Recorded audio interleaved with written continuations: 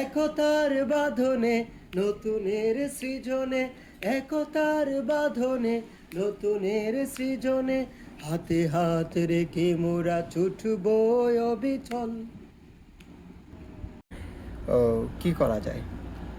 আচ্ছা, ঠিক আছে, চলুন তাহলে আমরা যেতে যেতে একটা গল্প শেয়ার করি আপনাদের সাথে। Hey brother, please give me your mobile phone. Okay, ঠিক আছে। আচ্ছা, গল্পটির নাম হচ্ছে মিশরের জাদু, রহিমের অভিযান। গল্পটির মাঝে মানে নিজেকেও খুঁজে পাই, অনেকটাই মিল আছে। রহিম একজন ব্যক্তির নাম। তো রহিম ছোটোবেলা থেকেই মিশরের ইতিহাসে মুগ্ধ। পিরামিড, নীলনদ আর ফারোয়াদের গল্প শুনতে শুনতে তার কল্পনার দুনিয়ায় যেন সে মিশরের বালুময় মরুভূমির মধ্যে ঘুরে বেড়ায়। একদিন তার জীবনের বড় স্বপ্ন পূরণ হলো। সে মিশর ভ্রমণ করতে যাচ্ছে।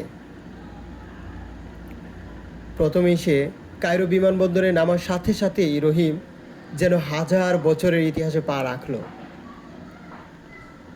গাইডের সাথে সে প্রথমেই গেল গিজার পিরামিড দেখতে।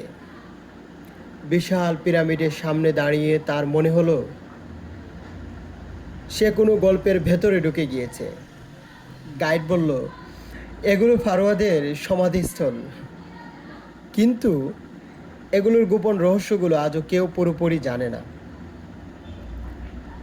পিরামিডের ছায়ায় দাঁড়িয়ে রহিম নিজের কল্পনায় দেখল একদল শ্রমিক বিশাল পাথরের চাঙ্গুর বহন করে নিয়ে যাচ্ছে। ফারোয়া খুপুর নির্দেশে পিরামিড তৈরি হচ্ছে, যেন তার আত্মা চিরকাল অমর থাকে। পরের দিন রহিম নীল নদের তীরে দাঁড়িয়ে দেখল সূর্য ধীরে ধীরে পশ্চিম আকাশে নামছে, আর নীল নদের জল সোনালি হয়ে উঠছে। গাইড বলল, নীল নদ হলো মিশরের প্রাণ, এর জলই সভ্যতা গড়ে তুলেছে। রহিম ভাবল, প্রাচীন মিশরীরা কতই না ভাগ্যবান ছিল। একদিকে তাদের ছিল নীল নদের উর্বরতা, আর অন্যদিকে ছিল পিরামিডের মতো বিশাল সব স্থাপত্য। আরও আছে তাদের সবচাইতে বেশি নবীগণ জন্মগ্রহণ করেছেন মিশরে। তার মধ্যে মুসা আলাইহিসসালাম আর ইউসুফ আলাইহিসসালামের যে সৌন্দর্য ছিল, সেই সৌন্দর্য ওদের মাঝে বন্টন করে দিয়ে গেছে আমার মনে হয়। এত সুন্দর মানুষ, মরুভূমি, অনেক কিছু ছিলেন, এত সুন্দর ছিলেন। সেই সৌন্দর্য যেন মানুষের মধ্যে বিদ্যমান।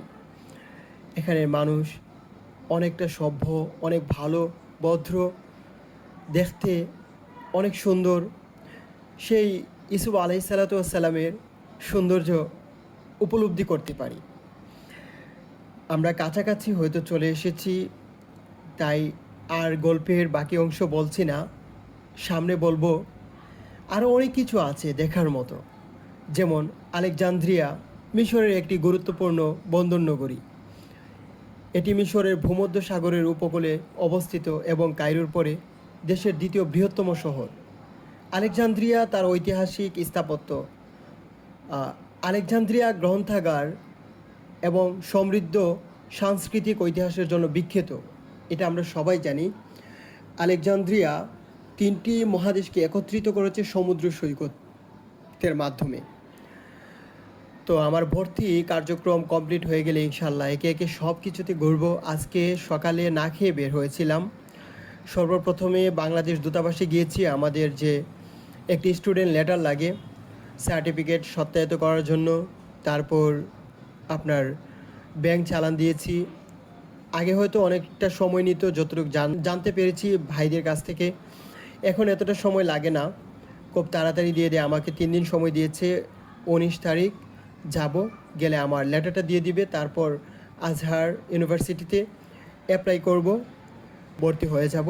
তারপর রিল্যাক্স ইনশাল্লাহ সব জায়গায় ঘুরবো, দেখব, আপনাদেরকেও দেখাবো। আমাদের সাথে থাকার জন্য ধন্যবাদ। আমরা চলে এসেছি। এখন আমাদের সাথে আছেন সাইব ভাই, ওনার একটু দরকার আছে, দরকার শেষ করে আমরা বাসার দিকে চলে যাব। সবাই ভালো থাকবেন, সুস্থ থাকবেন।